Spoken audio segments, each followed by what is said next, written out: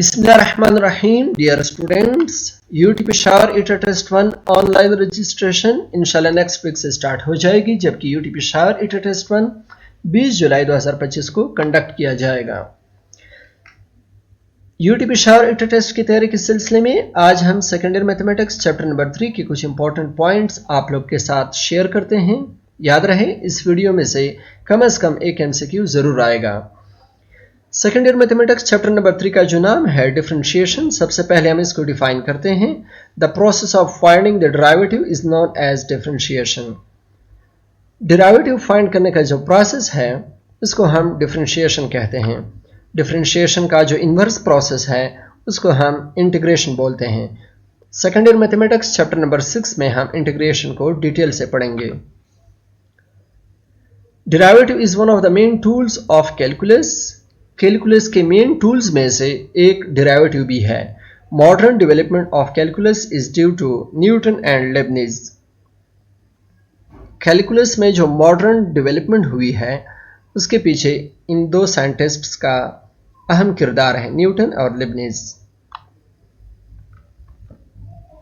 Average rate of change का formula क्या है? जस्ट आपको फार्मूला याद होना चाहिए बस। Delta Y divide by delta X is equal to F of X plus delta X minus F of X divide by delta X. Slope of second line, इसके बारे में दो चीजें आप लोग नोट कर लें। पहली चीज, slope of second line is the average rate of change. Slope of second line जो है ये एवरेज रेट ऑफ चेंज को रिप्रेजेंट करता है। दूसरी चीज, slope of second line measures the approximate rate of change in phenomena. किसी भी फिनोमेना में जो अप्रोक्सीमेट रेट ऑफ चेंज आता है उसको मेजर करने के लिए हम स्लोप ऑफ सेकेंड लाइन को यूज करते हैं। Next, instantaneous rate of change. ये फार्मूला आप लोग देख सकते हैं, ये फार्मूला आपको याद होना चाहिए। ये फार्मूला है इंस्टेंटेनियस रेट ऑफ चेंज का, जिसको हम फर्स्ट प्रिंसिपल रूल भी कहते हैं। स्लोप ऑफ सेकेंड लाइन के बाद अब हम बात करेंगे स्लोप ऑफ टेंजेंट लाइन की। स्लोप ऑफ टेंजेंट लाइन के बारे में भी आप लोग दो बातें नोट कर लें। पहली चीज, slope of tangent line is the instantaneous rate of change. Slope of tangent line जो है ये इंस्टेंटेनियस रेट ऑफ चेंज को रिप्रेजेंट करता है। दूसरी चीज, किसी भी फिनोमेना में जो एग्जैक्ट रेट ऑफ चेंज आता है उसको मेजर करने के लिए हम स्लोप ऑफ टेंजेंट लाइन का इस्तेमाल करते हैं।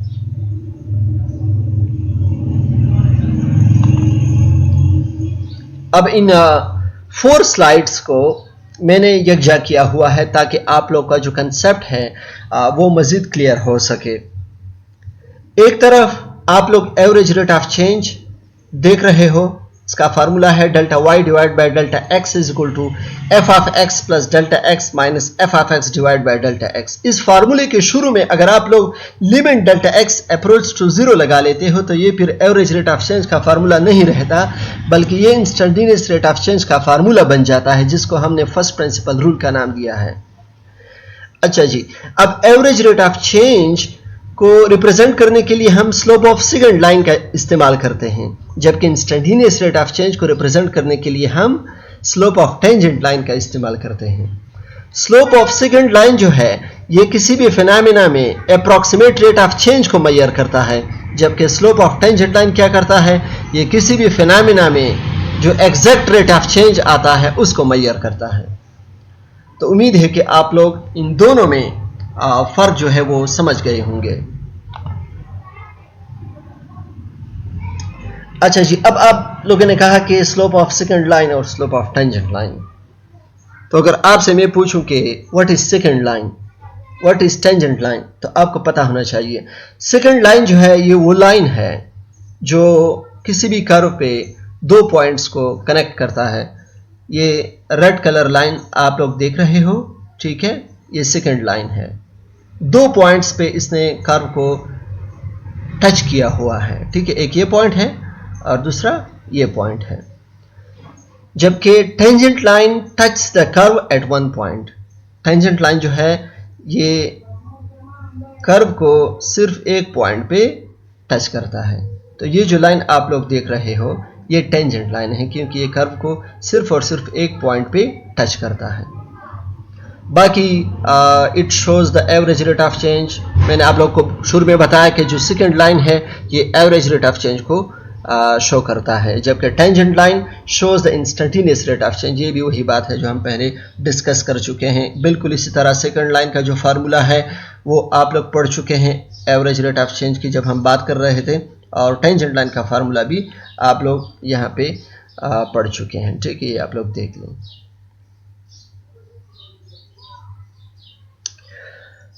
अब हम बात करेंगे पावर रूल की।